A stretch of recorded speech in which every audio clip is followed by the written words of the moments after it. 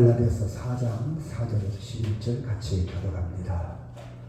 때가 참에 하나님이 그 아들을 보내사 여자에게 나게 하시고 율법 아래에 나게 하신 것은 율법 아래에 있는 자들을 속량하시고 우리로 하나님의 영을 나게 하십니다.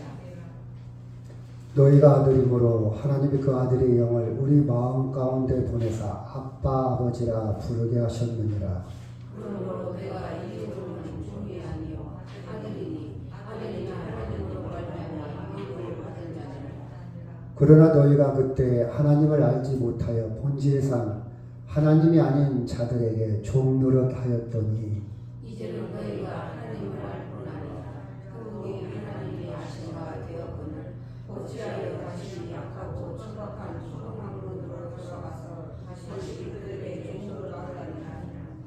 너희가 날과 달과 절기와 해를 삼가 지키니 내가 너희를 위하여 수고한 것이 어떨까 두려워하노라. 아멘. 다시 한번 기도합니다. 아버지 하나님, 말씀 속에 여행을 떠나려고 그럽니다.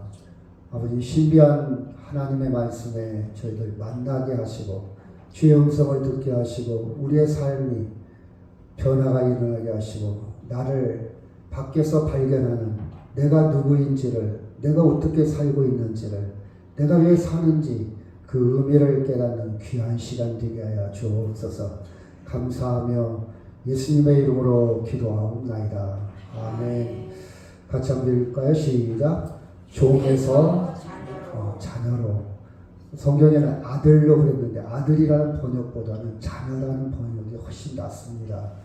다른 성경에 보면 자녀로 번역된 성경도 있어요. 아들하면 딸, 여자 입장에서는 나는 뭔가 그런 생각을 할 수 있지 않겠습니까?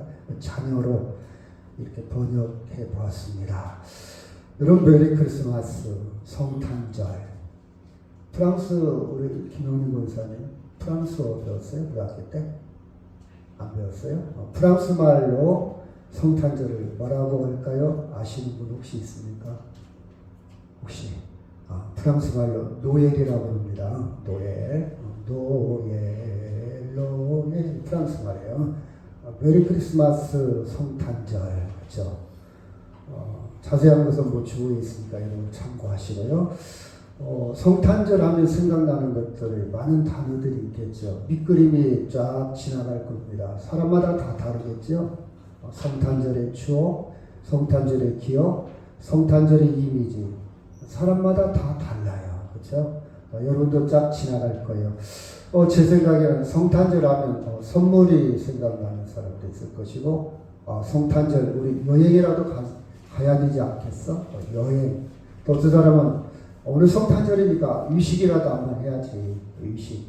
연령대에 따라서 또 남녀 성별에 따라서 생각이 다를 겁니다. 캐롤. 지금이야 뭐 길거리에서 뭐 성탄절 캐롤송이 거의 없지만 옛날엔 참 많이 들렸잖아요. 장사하시는 분들이 성탄절 분위기를 듣고 위해서 또 산타크로스, 그죠? 예수님 대신에 산타크로스가 교회 안까지 들어와서 판을 친 적이 있죠. 또 산타크로스는 상업적으로 이용하시는 분들은 많이 사용하는 도구지요. 저 같은 경우는 성탄절 하면 어린 시절 때 새벽송이 많이 생각나요. 그때 성탄절 때, 크리스마스 때 눈이 참 많이 왔던 기억이 나요.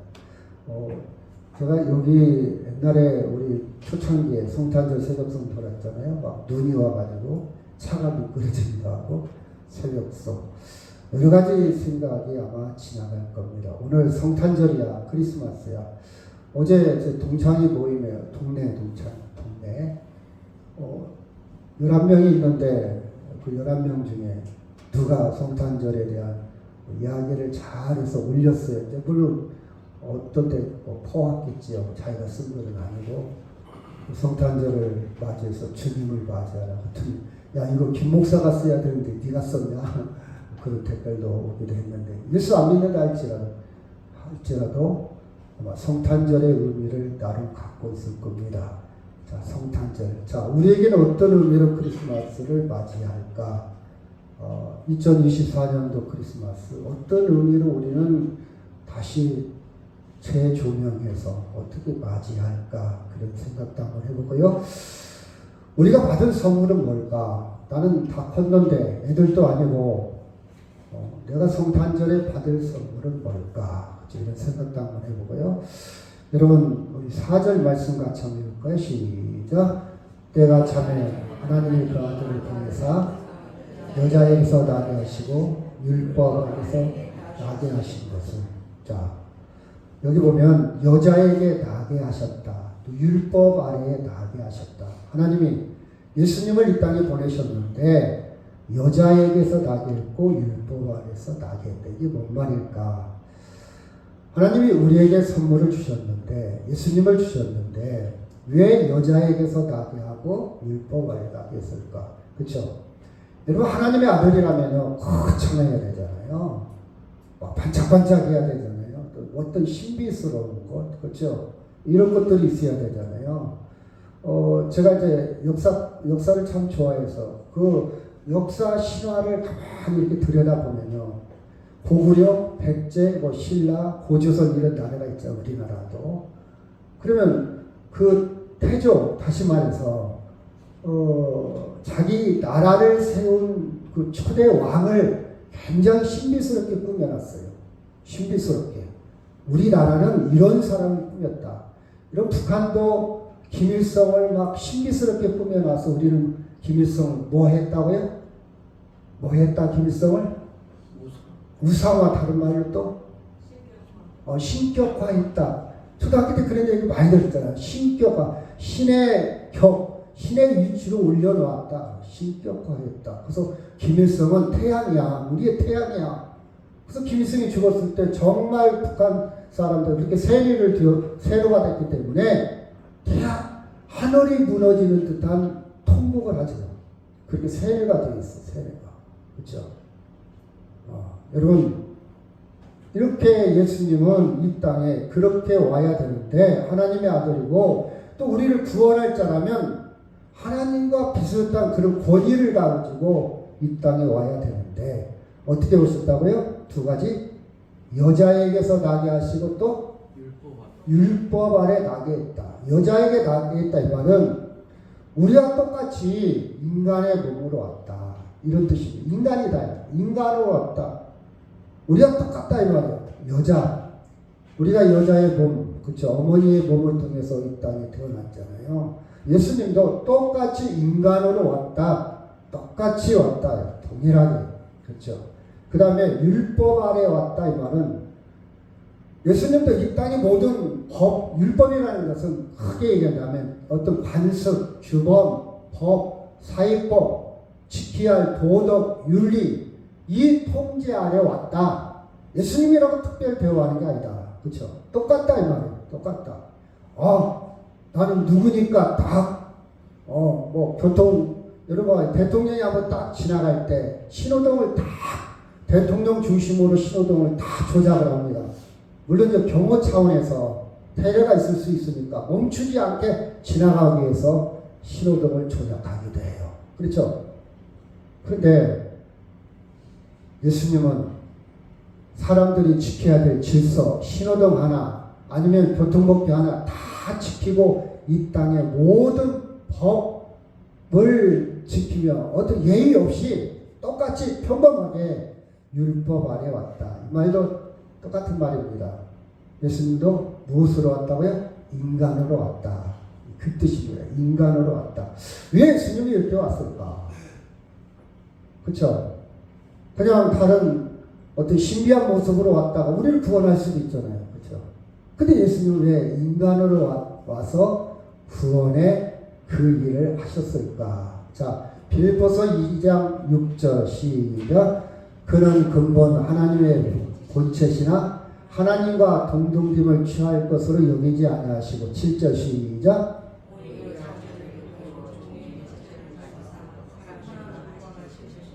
사람의 모양으로 나타나사 자기를 낮추시고 죽기까지 복종하셨으니 곧 십자가에 죽으시니라. 9절 시작.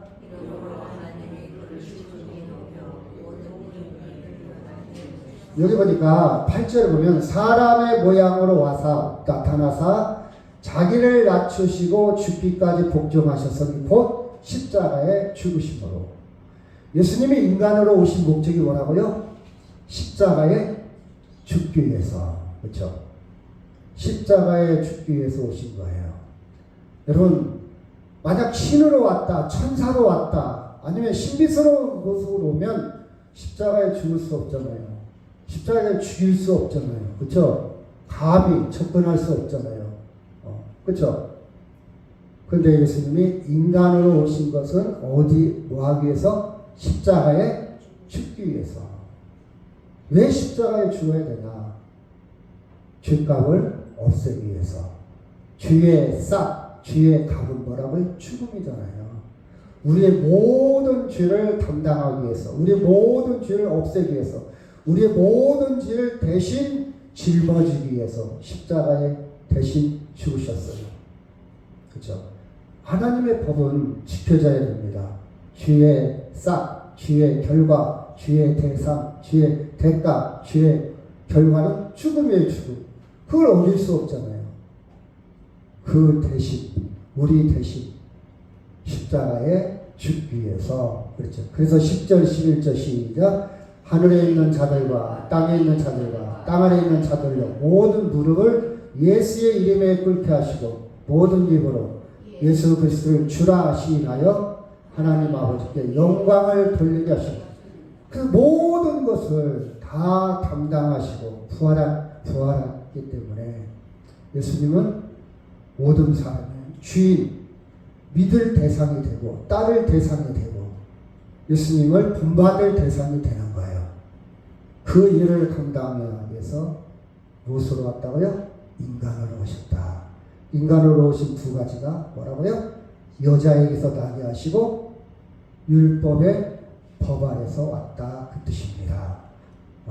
자, 로마서 6장 6절 시작. 우리가 알거니와 우리의 옛사람이 예수와 함께 십자가에 못 박힌 것은 죄의 몸이 죽어 다시는 우리가 죄에서 종노릇 하지 아니하려 함이라. 이는 죽은 자가 죄에서 벗어나 의롭다 하심을 얻었느니라. 예수님이 내 죄값을 십자가에서 대신 다 치렀기 때문에 우리는 죄의 종이 아니라 이 말이에요.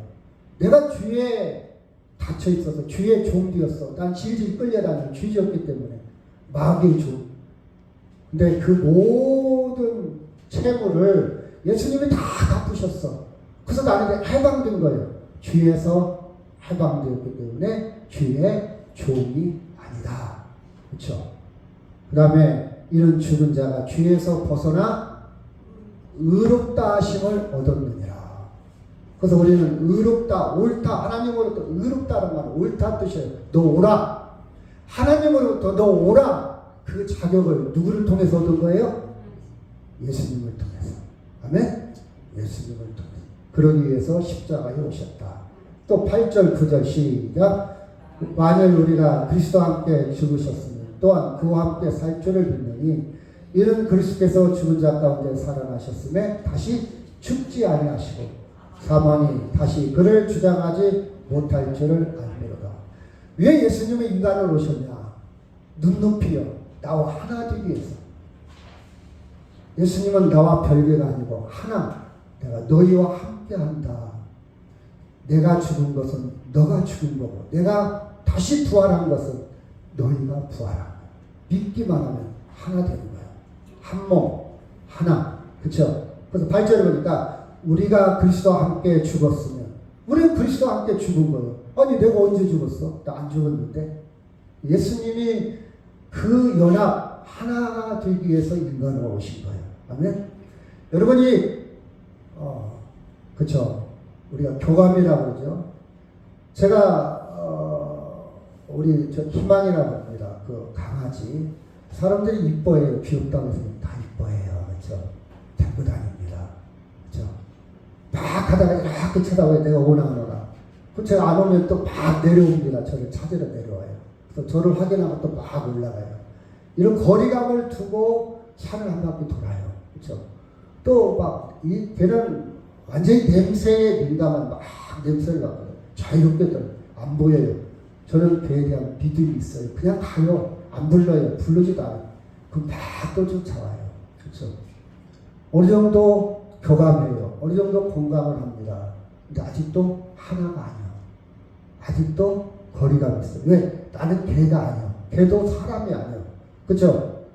근데 예수님은요, 하나님이지만 우리 인간은 하나님과 교감하기에 한계가 있잖아요. 하나님도 아마 모르잖아요. 하나님 뜻도 모르잖아요. 그러니까 한쪽이 희생하고 한쪽이 맞춰야 돼. 서로 안 맞으면 한쪽이 맞춰야 돼.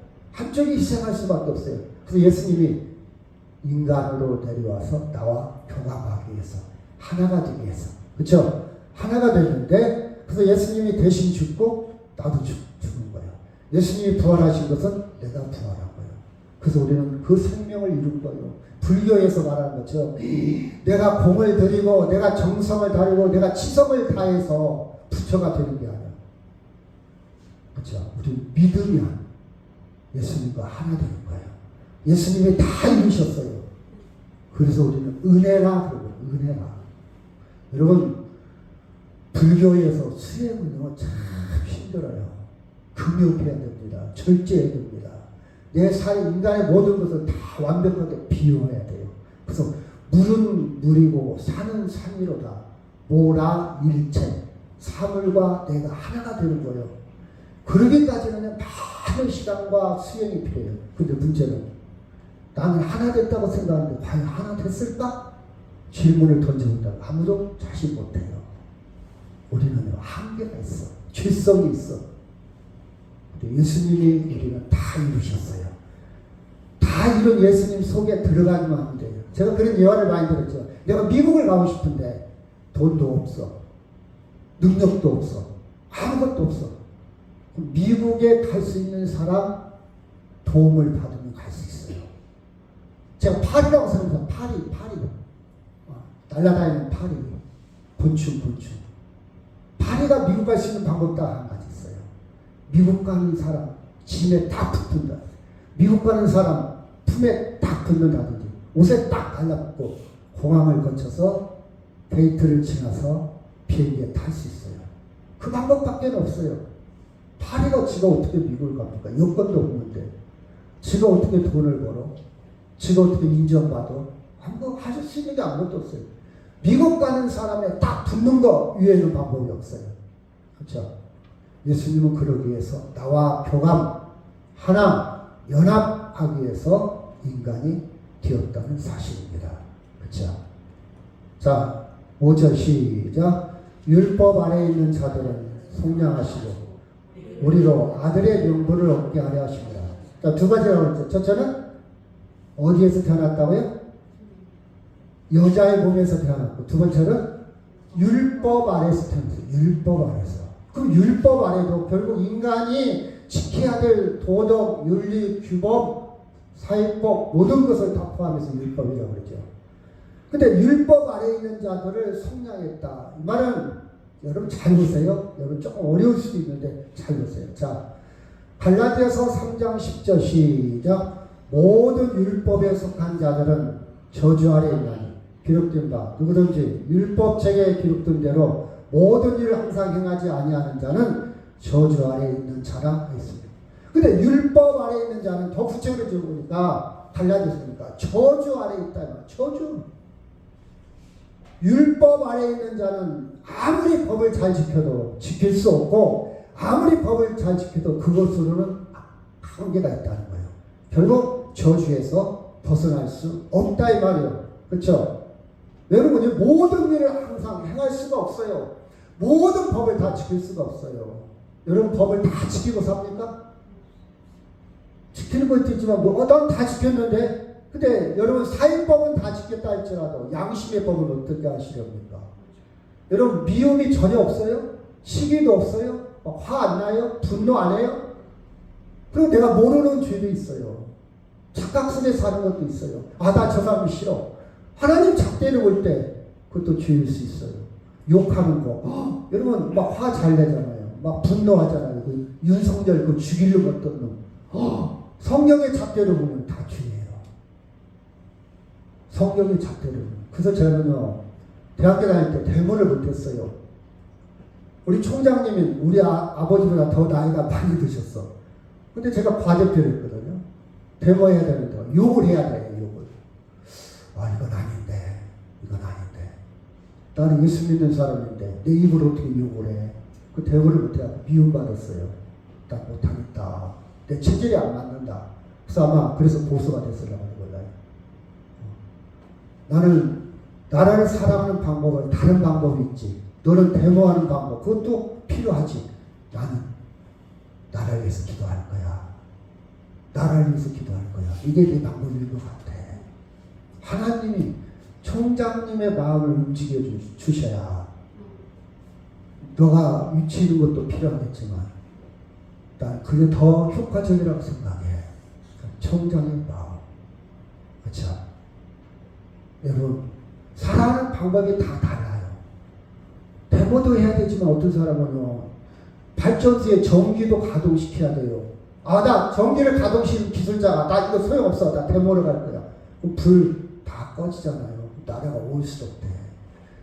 데모도 해야지만 어떤 사람은요, 택시, 버스 운전도 해야 돼. 아, 나 버스 운전해. 지금 그게 문제예요. 버스 운전하면 어떻게 됩니까? 올 수도 없대잖아요.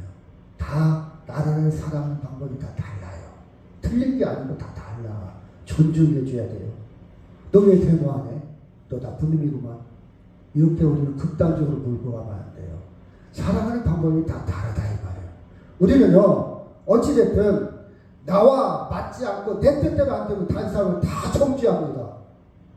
교만입니다. 그거 죄악이에요. 왜 너 내 편 아니야? 너 왜 민주당 아니야? 나쁜 놈. 그러면 안 돼요. 그러면 안 돼요. 그렇죠? 우리는요, 내 안에 갇혀 있으면 안 돼. 우리 하나님의 법으로, 하나님의 말씀으로 우리는 나를 항상 끄집어내야 돼. 과연 내가 옳을까? 과연 내가 맞을까? 그렇죠? 그래서 우리는 여기 보면 율법 행위에 속한 자들은 결국 저주 아래 있다. 그럼 뭐가 저주냐? 여러분 잘 보세요. 자, 뭐가 저주냐? 예를 들어서 율법은 10계명을 대표적으로 10계명을 얘기합니다. 자, 10계명이 원래 본질은 행복하게 살고 잘 살고 하나님 잘 섬기도록 만든 게 10계명인데 본질이 왜곡됐어. 다시 말해서 그게 원래 10계명의 본질인데 10계명을 많이 하는 사람들은 어떻게 달라졌냐? 영적 교만에 빠져서 너 하나님의 백성 아니지. 너는 지옥 갈려. 너 저주받을려. 선민 사상으로 와전됐어요. 그래서 유대인들이 아닌 다른 사람들 이방인 취급했는데 이방인은 저거 개 같은 민족 이렇게 생각을 했어요. 그게 십계명의 본질일까요? 아니잖아요. 예를 들어 봅시다. 내가 성경을 많이 읽었어. 나 목사요. 나 장로요. 나 집사요. 그럼 성경을 많이 하려면요, 은혜를 많이 누려야 되는데, 더 겸손해야 되는데, 더 섬겨야 되는데, 반대로 저것들 말씀대로 안 사는 저것도 믿으며, 아니 장로가 돼가지고 목사가 돼가지고 이렇게 정죄한다면 그 십계명 본질이 아니에요. 그게 바로 율법의 저주라 이 말이에요. 여러분 이해가죠? 정죄의 수단으로, 판단의 수단으로 남을 욕하고 매도하고 삿대질하고 그런 수단으로 지식을 갖고 있다면, 그렇죠? 그건 본질이 아니에요. 본질이 아니라 이 말은 죄에 있다는 거예요. 그래서 유대인들이요, 십계명을 받았으면 그 십계명을 원래 감사하고 포용하고 수용하고 다른 민족들에게 전도하고 그들을 감싸야 되는데 오히려 구별을 했어요. 차별을 했어. 저런 사람도 같이 살면 안 돼. 나 저 사람 싫어. 저 못 배운 사람, 저 무식한 사람, 저 천박한 사람. 이렇게 가면 안 되잖아요. 그렇잖아요. 여러분, 대학교를 나오고 교양 있는 사람은요, 오히려 노숙자를 보고 못 배운 사람을 보고 힘든 사람을 포용할 수 있도록 대학교 나오라고 했잖아. 근데 그래서 자기가 대학교 나왔어. 나는 금수저야. 나는 부자야. 나 교양 있어. 나 싫어. 나 천사를 가까이 싫어. 이건 아니잖아요, 여러분. 그 논리랑 똑같아요. 이게 율법의 저주요. 율법의 저주. 이것 가지고는 구원을 이룰 수 있다 없다? 없다 이 말이에요. 그렇죠? 없다 이 말이에요. 그래서 여러분 봐봐요. 뭐가 저주인가 한번 볼까요? 마가복음 2장 27절 시작. 또 이르시되 안식일이 사람을 위하여 주는 것이요 사람이 안식일을 위하여 주는 것이니라. 지금요 유대인들이 예수님의 제자들이 안식일날 밀밭을 지나가다가 배가 고프니까 밀을 이렇게 해갖고 먹었어요. 그때 유대인들 안식일에 저 밀 먹네 밀 안식일에 이러네 안식일에 저거 이렇게 정죄를 합니다. 판단을 합니다. 그렇죠? 예수님이 답답하지요. 야 안식일은 원래 하나님의 쉬는 날 축복의 본질인데 사람이 배가 고프면 먹어야지. 사람을 살리고 와야지. 야, 너 구약도 안 읽어봤냐? 다윗이 옛날에 자기 부하들이 배가 고팠을 때 제사장만 먹는 진설병, 병은 떡이라는 뜻입니다. 진설, 너 떡. 진설병을 먹었지 않냐? 어? 사람이 생명이 중요하지. 안식, 그건 법이 중요하냐? 하면서 안식일의 주인은 나다. 왜 나다? 그 모든 율법에 내가 완성으로 왔고 내가 사람을 살리기 위해서 왔기 때문에 그 주인이 나다 그 뜻이에요. 그쵸, 나다. 그래서 율법 안에 있는 것은 저주라고 했는데 율법의 으로는 구원으로 이끌 수 있다 없다? 없다. 여러분 국회에서 계속 법을 만듭니다. 계속 법을 만들어요. 가면 갈수록 법이 더 많아져. 더 디테일하게 아주 구체적으로 법이 쪼개지고 더 쪼개지고 아주 이제 그러면 세상은 범죄가 없을까요? 사회가 더 좋아질까요? 아니요. 법으로 해결되는 게 아니에요. 물론 법은 필요해요. 필요합니다. 그런다 법이 있다고 해서 범죄가 줄어들어요? 아니에요. 사형을 안 시킨다 해서 범죄가 줄어듭니까? 사형을 시킨다 해서 범죄가 줄어들어요? 아니에요. 법의 한계예요. 그래서 미국도요 지금 교도소가 차고 넘쳐서 이제 교도소가 포화 상태요. 막 가둘 데가 없어. 또 패스 짓는 거야. 우리나라도 마찬가지예요. 우리나라 지금요 제가 교도소 자주 가지만 마약 환자들이 너무 많아 지금. 공간이 없어 공간이. 그래서 웬만하면 그냥 너 초범이지 너 다음 더지 마라니 그냥 내보내요. 불구속으로 갑니다. 그렇죠? 너무 한계야. 그리고 인간은요 내가 모를 뿐이지 법을 다 지키지 못해요. 모르고 죄는 죄가 얼마 많다고요. 알지. 사람들한테 내가 발견 안 돼서 그렇지 저 교통법규가 안 지켜요. 제가 항상 50 지키고 60 지키는지 아세요?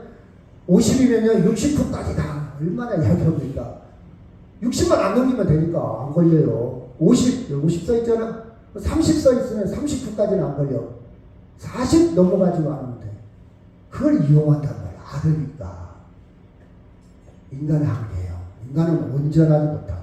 이것 가지고는 구원받지 못하다. 그 뜻이에요. 자, 좀 넓게 해서 여러분 선진국이라 해서 우리나라에서 복지가 완벽합니까? 아니에요, 여러분. 필요합니다. 충분하지 않다는 거예요. 건강 관리를 위해서 여러분 운동도 하고 먹는 거 스트레스 3가지라고 그랬죠. 필요해요. 근데 내가 아무리 건강 관리를 잘해도 죽어요, 안 죽어요? 죽어. 충분하지 않아요. 충분하지 않아. 필요하지만 충분하지 않아. 그렇죠? 심리 상담을 받고 의사의 도움을 받고 약사의 도움을 받고 우리가 많은 도움을 받고 필요해요. 여러분 아프면 병원 가야 돼요. 의사 찾아가야 돼요. 전문가 찾아가야 돼요. 필요해요. 그럼 의사는 안 죽어요? 죽어요. 충분하지 않아요. 그래서 병원 옆에는 항상 장례식장이 있어요. 병원 옆에는 장례식장이 같이 운영해요. 종합병원, 대학병원은 장례식장이 없어야 할 거 아니에요. 다 붙여주니까. 아니에요. 한계가 있다 이거예요. 한계가 있어요. 그렇죠? 한계가 있습니다. 그런데 우리는 이렇게 불완전한 막연한 대안 없는 상태로 하루하루를 살아가는 살아가는 거예요. 어떻게 보면 이렇게 하루하루를 살아가요.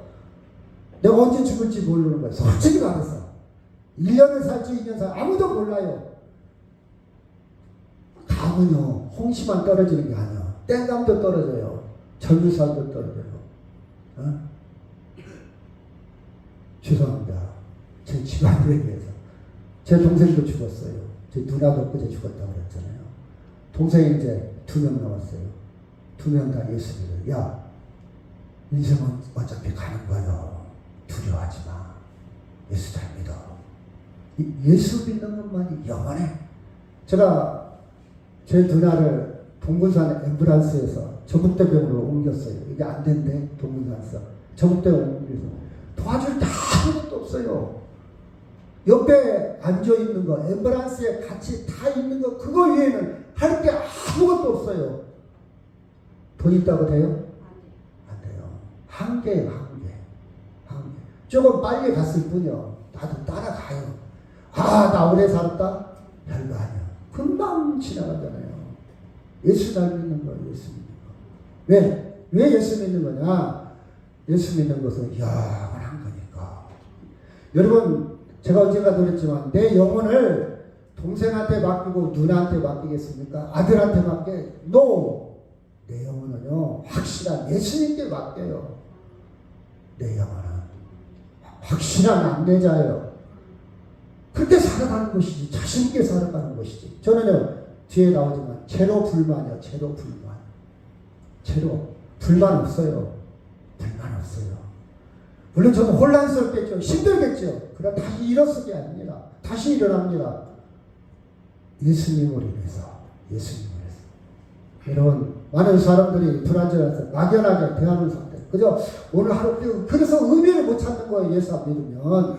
아침에 일어나서 밥 먹고, 산에 갔다 와서 또 밥 먹고 자고, 아침에 또 산에 갔다 와서 밥 먹고, 이런 사람은 그런 대로 문화 준수한 사람이요. 아침에 일어나서 또 일해야 되고 힘들게 지금 나이가 쉬어야 될 나이인데 허리도 아프고 다리도 아픈데 일터에 안 갈 수도 없고 이렇게 사는 사람들이 얼마나 많다고요. 그딴 소망이 있습니까? 아들한테 목숨 걸어보자? 여러분 확실한 얘기인데 아들 내 소유 아닙니다. 내 거 아니에요. 내 생명도 내 거 아닌데 무슨 아들이 내 소유입니까? 인격체로 분리하세요. 분리요. 너는 너고 나는 나야. 내가 너를 위해서 할 수 있는 거 다 해줬어. 더 이상 목숨 걸지 마세요. 분리하세요. 집착하지 마세요. 영원한 거 아니에요. 그 관계도. 그렇죠? 자, 여기 볼까요? 어떤 게 저주인가? 누가복음 12장 19절. 또 시작.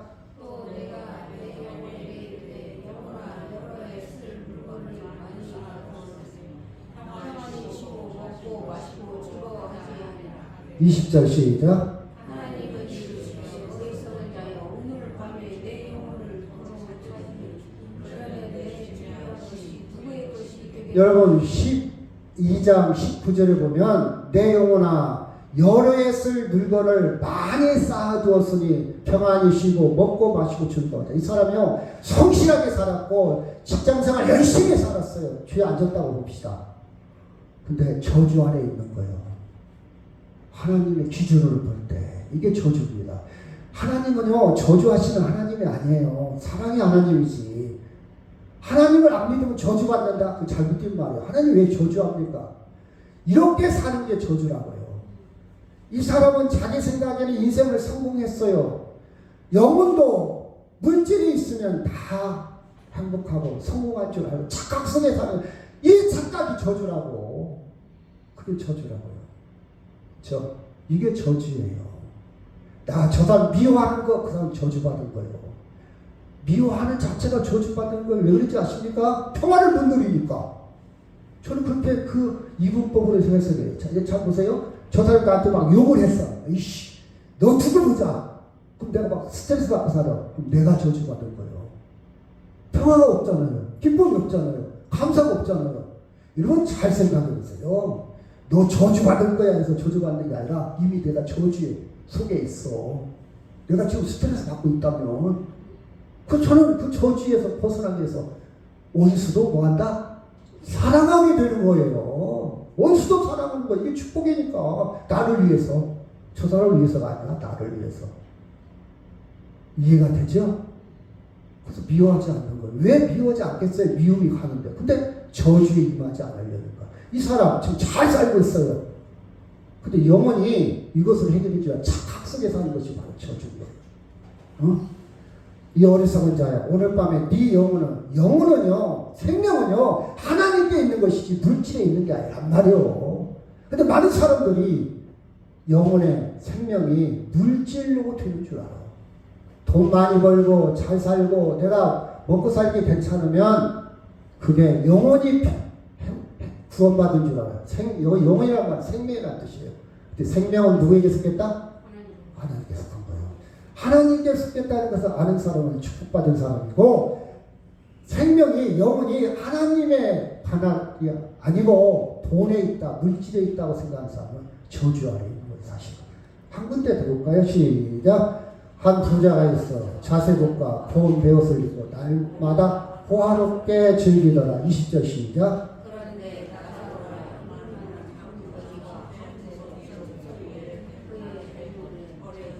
여러분 봐봐요. 한 부자, 우리의 노망이잖아요. 노망. 우리 지금 부자 되고 싶잖아요. 주식을 한다든지 아니면 연금을 많이 받는다든지 아니면 퇴직연금 아니면 내가 수입이 많아서 자세고 고로 날마다 즐겁게 살고 싶잖아요. 노망이잖아요. 그쵸? 필요해요. 저도 원해요. 근데 이 생명을 하나님과 관계없이 살아. 이러면 저주요. 왜 저주냐? 그거 봐봐요. 하나님 없이 살아. 24절 시작. 불러 이르되 아버지 아브라함이여 나를 분일히 여기사 나사를 보내요. 이 손가락 끝에 물을 찍어 내 혀를 서늘하게 하소서. 내가 이 불꽃 가운데 기로하나이다. 25절 시작.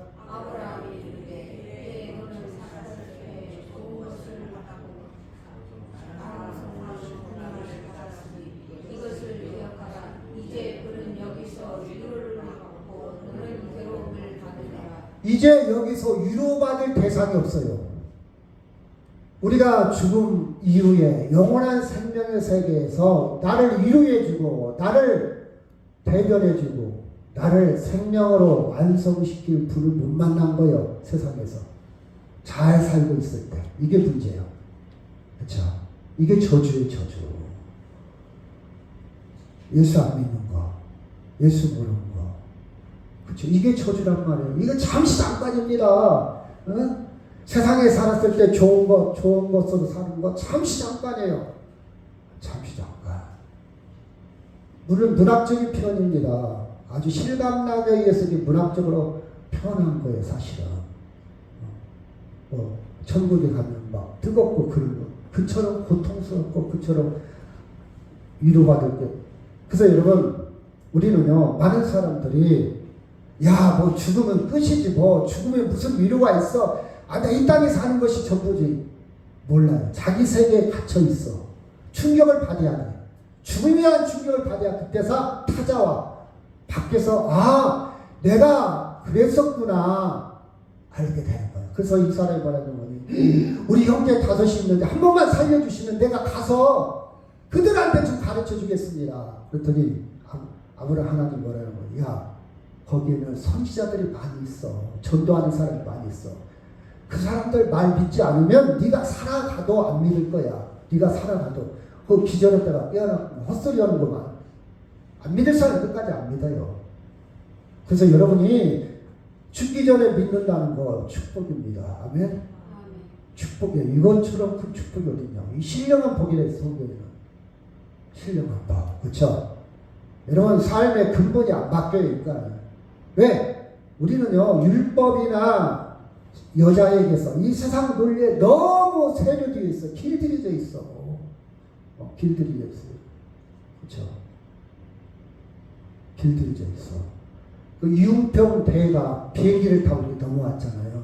그 이야기를 들어보니까 북한에서 라면 봉지를 딱 해안가상 주셨대요. 한국 라면 봉지. 근데 뭐라고 써있는 거니? 라면 봉지에다가 유통 과정에서 변질되거나 잘못된 것이 있으면 언제든지 갖고 오면 교환해 준다고 써 있더래요. 이해가 안 되더래요. 아니, 이 하찮은 라면을 교환해 준다고? 바꿔준다고? 야, 이게 진짜 인민을 위한 나라구나. 북한에는 이건 상상할 수 없는 거. 상상할 수 없는 거. 똑같은 라면 봉지를 보고도 이렇게 감동되는 사람이 있어요. 그래서 자유의 세계를 동경하고, 과연 그 날은 어떤 날까? 계속 남한 방송을 들었대요. 이 대회가. 그래서 너무 자기가 사는 북한과 다른 거야. 밖의 세상을 들은 거야. 밖의 세상. 근데 북한에만 갇혀있는 사람들, 전혀 밖의 세상, 이쪽 동해안에 있는 사람들, 이쪽 서해안 쪽은 그래도 중국 소식을 듣잖아요. 이쪽 동해안에 있는 사람, 지금도 옛날 고려시대, 조선시대 그런 생각으로 살아간다. 오직 수령님. 그렇죠? 여러분, 이런 사람들이 바뀐다는 게 쉽지 않잖아요. 그렇죠? 우리 충격을 받아야 돼. 확 해방이 된다든가, 인터넷을 안 본다든가, 아니 세상의 소식을 좀 들어야 돼. 그렇죠? 우리 갇혀 있을 수 있어요. 내 고집, 내 지식, 내 정보, 내 아직, 내 성장 과정, 내 개똥 철학에 갇혀 있을 수 있어요. 한번 굳어진 사람 고치기 힘들다고 그랬잖아요. 계속해서 성경을 보고 계속해서 하나님의 은혜에 가까이 가야 누릴 수 있습니다. 그렇죠? 어떤 게 저주인가? 내가 지금 잘 먹고 잘 사는 것이 이게 축복이 아닙니다, 여러분. 하나님이 없다면, 하나님이 있다면 복이죠. 그렇죠? 하나님이 없다면. 갈라디아서 4장 3절 시작. 이와 같이 우리도 어렸을 때 이 세상의 초동 학문 아래 있어 종로를.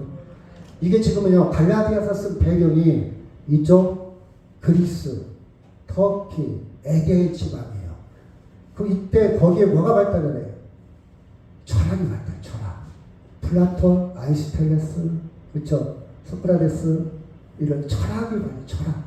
그 사람들이 그때 철학에 굉장히 심취해 있었어요. 철학. 그 철학의 소피스트, 배변학자, 정치가들, 막 철학이, 그죠? 노마까지 이렇게. 그 학문을 바울은 초등학문이라고 해요. 초등학문. 왜? 그런 것은 필요하지만 충분하지가 않다. 우리가 더하기, 빼기, 나누기, 곱하기, 사칙, 연산. 이건 필요해요. 근데 이것 가지고 충분하지 않아요. 대학교 가면. 그거 필요해요. 철학은 필요해요. 충분하지가 않다. 근데 문제는 이 철학에 갇혀서 하나님 소용없어. 그 이상을 못 보고 나는 더하기 빼기 하니까 더 이상 공부할 필요 없어. 난 학교 다닐 필요 없어. 그거 문제가 심각하다는 거예요. 아, 학교 다닐 필요 없어. 얼른 돈 벌어야 돼. 학교 다닐 필요 없어. 기술을 배워야 돼. 돈이 중요하지. 야, 나 대학교 다니는 돈으로 나 빨리 모아서 주식 투자해서 빨리 부자 되고 싶어. 그런 사람들 있잖아요. 그래서 무시합니다. 공부하는 걸 무시해요. 물론 나름 일리는 있어요. 근데 더 이상 성장하지 못해. 저는 그래서 진로 지도할 때 이래요. 야, 너 미용사 되고 싶어? 또 제빵사 되고 싶어? 공부 재미없는 사람들이 빨리 그런 거 되고 싶어. 그래? 그러면 대학교 나와서 제빵사가 되어라. 대학교를 나와서 미용사가 되라. 그러면 네 제빵이, 네 미용사가 더 풍성해지고 더 깊어지고 더 융통성, 더 복합적으로 기술을 너 스스로 개발할 능력이 생길 거다. 근데 네가 기초 학문을 않고 그냥 바로 미용사가 되면 넌 굳어지기 쉬워. 네 선배, 너를 가르친 사람 그 기술 수준에서. 여러분, 초등학문에 그치면 안 돼요. 초등학문은 철학을 말합니다. 초등학문은 그 세상의 법을 말합니다. 그렇죠? 그런데 어렸을 때, 이 어렸을 때도 은유적인 표현인데요. 예수 믿기 전에, 하나님의 은혜를 알기 전에는 이 세상이 전부인 줄 알았어. 돈이 전부인 줄 알았어. 거기에 종로로 다녔더니, 자, 시작. 율법 안에 있는 자들을 성량하시고 우리로 아들의 명분을 얻게 하려 하십니다. 초등학문이나 율법이나 같은 말이에요. 거기에 갇혀 그 한계에 머물러 있는 사람들을 속량했다. 속량이 뭔 말이냐? 속량은 두 사진을 찾아보니까요. 몽땅을 받고 종을 놓아주어 양민이 되게 했다. 그 뜻이에요. 양민. 자, 종은 어떤 사람이 종이냐? 포로, 아니면 도둑질하다 걸린 사람들, 범죄한 사람들을 종으로 삼았어요. 평생 자기 주권이 없어. 자기 마음대로 못 살아. 종으로 살아야 돼. 이런 사람들을 돈을 줘. 그 노예 내가 사겠습니다. 주인이 바뀌는 거예요. 돈 많이 준다니까 팔았어. 근데 이 사람은 뭐냐? 야, 너는 이제 네 자유대로 살아. 너 자유에 앉아. 네 마음대로 살아. 이게 속량이에요. 속량. 그렇죠? 해방된 거예요. 해방. 율법 아래에 초등학문에 법에 세상에 그렇죠. 돌아가는 이 원리에 갇혀 있었던 나를 해방시켜서 무엇로 얻게 했다고요? 아들의 명분으로. 신분이 완전히 바뀌었어요. 아들의 명분. 자, 6절 7절 시작. 너희가 아들이므로 하나님이 그 아들의 영을 우리 마음 가운데 보내사 아빠 아버지라 부르게 하셨느니라. 그러므로 네가 이후로는 종이 아니요 아들이니 아들이면 하나님의 말미암아 유업을 받을 자니라.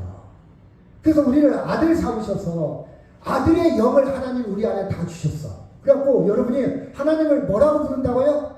아버지라. 아빠 아버지라. 아빠라는 말도 아람어에 똑같이 아버지라는 뜻이에요. 그래서 아들의 영을 받은 사람만 하나님을 뭐라 부른다고요? 아버지, 하나님 아버지 부르는 거예요. 아멘? 여러분이 하나님을 아버지를 부르는 것은요, 지난 시간에 했지만 불세례, 성령 세례를 받은 거예요. 아들의 영을 받은 거예요. 지나가는 사람 아무나 되면 아버지 그럽니까? 아니, 관계가 있어야 아버지라고 그래. 친구의 아버지라도 돼야 아버지라 그러지. 시아버지라도 돼야 아버지 그러지. 자기 양반이라도 돼야 아버지 그러지. 아무나 하는 게 아니야. 관계가 형성돼요. 관계. 그쵸? 우리는 하나님과 관계가 형성됐어. 누구로 인해서? 예수님을 통해서. 그래서 이제는 해방, 종에서 해방되어서 뭐가 됐다고요? 아들이 됐어. 아들. 하나님의 아들. 신분의 변화는요, 더 구체적으로 된다면 존재의 변화다. 존재의 변화. 어느 정도 존재의 변화냐? 물고기가 새가 되는 것처럼 완전히 다른 존재예요. 어마어마합니다. 물고기가 새가 되는 건. 이해가요? 물고기가 이만큼 성형수술할 정도가 아니에요. 이만큼 피부 미용할 보폭스 맞을 정도가 아니고 물고기가 새가 되는 것처럼 완전히 달라진 거예요. 전적으로 하나님과 관계가 형성된 거예요. 그렇죠? 형성된 거예요. 자녀. 제가 아들을 자녀라고 해석을 하고 그랬죠. 종은요, 자유가 없어. 두려움이 살아. 하라는 것만 해. 그리고 종은요, 유산이 없어. 상속이 없어. 근데 우리는 영원한 생명의 유산이 있어. 영원한 하나님의 생명의 상속이 있어요. 그렇죠? 아들은요, 자유가 있어요. 아버지가 있으니까. 평화가 있어요. 만족이 있어요. 그래서 저는요, 이미 돌아가신 육신의 아버지의 아들이기도 하지만 영원하신 하나님을 아버지라 부르면 맨날 기도해요. 그러니 제가 평화를 누리겠어요? 안 누리겠어요?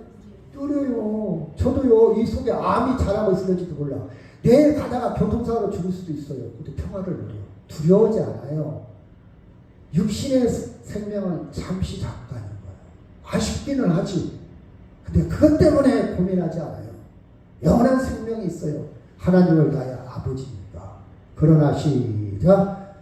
그러나 너희가 그때는 하나님을 알지 못하여 본질상 하나님이 아닌 자들에게 종노릇 하였더니 이제는 시작.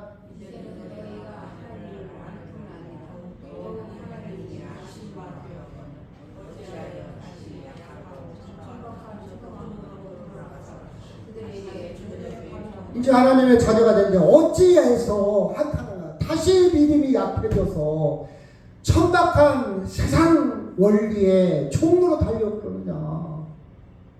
세상 학문 영원한 거 아닌데, 세상 돈 영원한 거 아닌데, 세상 건강 영원한 거 아닌데 거기에 벌벌 왜 떨고 있느냐 이 말이요.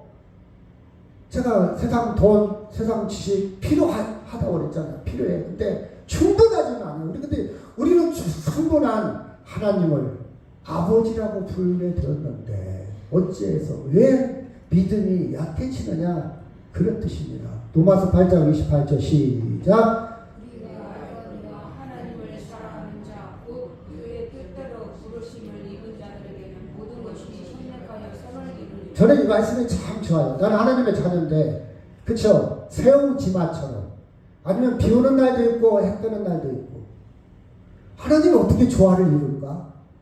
나를 때로는 망하게 해서 겸손케 하시고 때로는 나를 힘들게 해서 기쁘게 하시더니 그쵸? 저는 모든 것이 다 이유가 있고 의미가 있고 사랑할 가치가 있어요. 내가 오늘 가다가 넘어져서 피가 났다? 내가 사기를 당했다? 다 의미가 있어요. 그 돈 어떤 돈인데 난 참 못 자고 그러지 않아요. 얻는 게 너무 많아. 왜? 새로운 게 보여. 이러면요 새로운 게 또 보이더라고요. 새로운 게 보여. 발견하지 못한 것이 또 발견해요. 그 기쁨이 커요. 저는 과거에 막 발목 잡히고 막 집착하지 않아요. 앞에 있는 것도 너무 많은데 이거 막 안 좋은 것까지 기억하면서 살아갈 이유도 시간도 없어요. 관심도 없어. 막 누구 비호하고 시기하고 질투하고 그럴 시간도 관심도 없어요. 앞에 좋은 것도 너무 감당하기 많은데 그렇죠? 협력해서 선을 이룹니다. 아멘. 다만 때로는 내가 이해를 못해서 그게 나한테 왜 하나님이 나한테 이렇게 될 때도 있어요. 근데 하루 지나면 돼요. 다 해석이 돼요. 아버지 하나님 딱 부르면요 모든 문제가 다 공식이 다 들어가. 다 공식 그 안에 다 풀려요. 안 풀릴 문제가 없어요. 무엇을 먹을까 입을까 무엇을 마실까 근심하지 않습니다. 근심하지 않아요. 염려하지 않습니다. 자식 걱정하지 않아요. 제가 좀 전에 했잖아요. 자식 내 소유 아니에요. 하나님의 소유. 내가 걱정하는 것보다 하나님이 걱정을 훨씬 나서 나는 기도할 뿐이야. 물질 증거 아니에요. 제 생명 증거 아닙니다. 아끼던 것을 잃으면요 또 다른 것이 보여요. 끔찍한 재앙을 만났다고 생각합시다. 막 힘들겠죠. 다시 정신 차려져요. 왜? 하나님이 아버지니까. 왜? 이 세상을 창조하시고 유지하시고 보존하시고 완성하실 하나님을 내가 아버지로 믿는 이상 그 자녀로 사는 이상 내가 아무리 힘들어도 예수님의 십자가가 그 힘들지 않아요. 그래서 예수님이 왜 십자가를 졌을까? 내가 힘든 것을 다 보고 배우고 이해하라고. 예수님이 저 위에서만 너희들 참아라 견뎌라 하면 당신이 내 고통 알아? 당신 안 아파봤잖아. 당신 사업에 안 망해봤잖아. 안 긁어봤잖아. 당신 항상 부자로만 살았잖아. 당신은 내 아픔 알아? 내가 얼마나 힘들지 알아? 그럴 거 아니에요 여러분. 제가 아들이 많아요. 근데 아들이 하나밖에 없는 사람이 죽었어. 아이고 걱정하지 마. 아이고 또 하나님 좋은 일 주시겠지. 그럼 그 사람이 나한테 그럴 거 아니에요. 당신 아들이 있으니까 그런 얘기 나오지. 난 하나밖에 없는데 당신 아들 죽어봤어? 그런 거 아니에요 여러분. 그래서 하나님은 십자가에 독생자 예수님을 죽게 하신 거예요. 그쵸? 내가 십자가에 죽었다. 그것도 억울하게 33세에 그것도 비참하게 매달려서 못에 박혀서 이 고통을 당했기 때문에 그 공식이 있기 때문에요. 그 공식의 모든 문제를 딱 대입을 해보면 다 풀려. 해답이 다 나와. 넉넉하게 나와요. 넉넉하게 나와. 이 고통, 십자가의 고통과는 아무렇지도 않죠. 예수님이 마취제를 맞았겠습니까? 진통제를 맞았어요? 여러분 살아있는 채로 뼈를 뚫은 그 못에 촥 쳐지면서 애리고 시리고 마지 못한 고통. 제가요 가끔 가다가 중간에 그러지만 죄송합니다. 맨발로 그러다가 저 미련 곰탱이죠. 제가 밭을 있는데 그냥 흙덩이를 발로 탁 차버렸어. 그랬더니 흙덩이 속에 유리가 있었던가 봐. 이 발 밑에가 탁 패해진 거예요. 당황하지 않아요. 마지막 수단으로 잘릴 수도 있어. 폐혈증이 올 수도 있어요. 아니면 그렇죠. 그래도 저는 다리가 없는 채로 살아도 예수님보다는 나서 그 생각 딱 있어요. 평안을 누립니다. 그리고 어디 가서 소독약 좀 얻어와봐. 동네 가서 소독약 얻고 그냥 처치해서 피가 얼마만큼 났죠. 지혈시키고 그러면 되잖아요. 그렇죠? 그거 다치고 나서 얻는 게 많잖아요. 아, 조심해야 되겠구나. 그렇죠? 함부로 하면 안 되겠구나. 그렇죠? 그냥 마음 같아서 돌멩이 아니면 흙덩이 있어 발로 탁 차버렸어요. 그렇죠? 얻는 게 더 많아요. 불만 없습니다. 힘든 상황이 오면요 잘 견딜 수 있도록 믿음 달라고 기도할 거예요. 왜? 나는요 절대적인 존재요. 하나님의 아들의 존재입니다. 세상 친구도 돈도 건강도 생명도 다 영원한 거 알지만 상대적이지만 절대적인 존재고 예수님만 영원한 존재. 그래서 저는요 자 보면 31절 시작. 그런즉 이 일에 대해서 우리가 무슨 말하리요? 만약 하나님이 우리를 위하시면 누가 우리를 대적하며 자기 아들을 아끼지 아니하시고 우리 모든 사람을 위하여 내주시니가 어찌 그 아들과 함께 모든 것을 우리에게 주시지 아니하겠느냐. 저는 이 설렘과 기대를 갖고서요. 좋은 것, 이미 좋은 것, 앞으로도 좋은 것, 아들까지 주셨는데 좋은 게 뭡니까? 이 세상 가장 좋은 게 뭡니까? 영원한 생명이에요. 절대적인 생명이에요. 절대적인 생명. 자, 능히 시작. 누가 등이 하나님께서 택하신 자들을 고발하리요 의롭다 하신 이는 하나님이시 누가 정죄하리요 죽으실 뿐만 아니라 다시 살아나시니가 그리스도니 하나님 우편에 계신 자요 우리를 위해서 간구하시는 자다. 좋은 것을 아끼지 않고 주시는 하나님, 나를 위해서 기도하고 계시는 하나님, 그 하나님에 대해 저는 절대적인 관계가 있어요. 신뢰를 합니다. 튼튼하려고 노력해요. 그 하나님의 관계를. 사람들의 인간관계도 중요하지만 필요해요. 근데 충분하지 않다고 그랬잖아요. 남편, 아내, 친구 필요해요. 충분하지가 않아. 근데 하나님은 충분해요. 자, 누가 시작. 누가 우리를 그리스도의 사랑에서 끊으리요. 환난이나 공고나 박해나 비근이나 적신이나 위험이나 칼이라. 36절 시작. 기록된 바 우리가 종일 죽을 자여 여러분 봐봐요. 살다 보면 환난도 옵니다. 공고도 와요. 박해도 와요. 기근도 와요. 적신, 위험, 칼도 옵니다. 그리고 종일 죽음을 당할 그런 상황도 와요.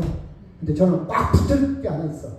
그런 상황 속에서도 딱 붙을 거 하나. 하나님의 사랑. 하나님의 사랑은 나를 포기하지 않아. 제가 남떨이에 떨어져 있을 때 그 사람이 나를 건져주려고 막 손을 막 끌어올려. 근데 그 사람이 힘이 팡기면 놓을 수 있어. 하나님은 능력 많으신 분이라 절대 놓는다 안 놓는다? 안 놔. 그럼 믿어야지. 내가 널 절대 놓지 않는다. 믿어야지. 그렇죠? 자, 아니 하나님 나 놓을 거잖아요. 탁 나오면 안 되잖아. 믿어야 돼. 그러나 시작. 그러나 이 모든 일을 우리를 사랑하시는 말이야마 우리가 넉넉히 이르느라 내가 확신하는 사망이나 생명이나 천사들이나 권세자들이나 현재일이나 장래이나 능력이나 높음이나 깊음이나 다른 어떤 피조물이라도 우리 저 그리스도 예수 안에 있는 하나님의 사랑에서 끊을 수 없느니라. 자, 37절 보니까 넉넉히 이길 수 있다 없다? 넉넉히 이길 수 있다 없다? 있다. 세상에서 여러 가지 만납니다. 좋은 일만 만나는 게 아니에요. 힘든 일 만나는 것이 인생 사역. 근데 이기냐 못 이기냐. 못 이기는 사람은 자살할 것이고 이기는 사람은 끝까지 견디는데 하나님의 사랑, 하나님의 자녀로 확신이 있다면 넉넉히 이길 수 있다 없다? 죽음까지도 이길 수 있어요. 나 죽어도 이긴 거요. 죽어도. 그래서 루터의 책을 읽고 이런 말이 나와요. 예수님 보고 얼마나 그 사랑이 진한 거니 예수님이 지옥에 계신다면 나는 지옥까지 가겠다. 예수님을 포기할 수 없다는 거예요. 예수님의 지옥에 있지는 않지만 설령 지옥에 있다 할지라도 이 말은 나는 예수님과 지옥 같은 환경에서도 예수님과 함께 있겠다 그 뜻이에요. 나 지옥 같은 것이 싫어.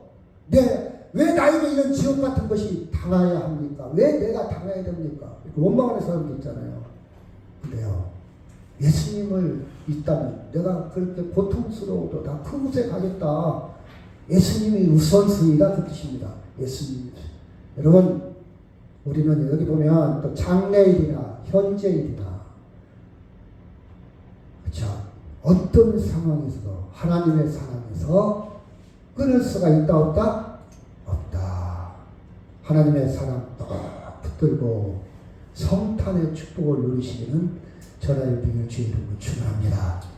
우리 다 같이 통성으로 기도합니다. 하나님, 이 사랑의 선물을 받게 하소서. 주님과 내 스스로 구원에 이를 수 없고 내 스스로 능력에 이를 수 없는 생명에 이를 수 없는 나를 이 여자 아래 태어나시고 율법 아래 태어나서 십자가 부활을 통해서 완벽하게 내 생명을 구원하시고 아들의 영을 허락하사 하나님을 아버지라 부를 수 있도록 복을 주신 이 성탄절 2024년도 이 축복을 누리고 내가 앞으로 장래일이 지옥 같은 환경에 온다 할지라도 주님과 그 사랑에서 끊어지지 않고 승리하는 믿음을 허락해 주시옵소서. 우리 다 같이 동서로 기도합니다. 아버지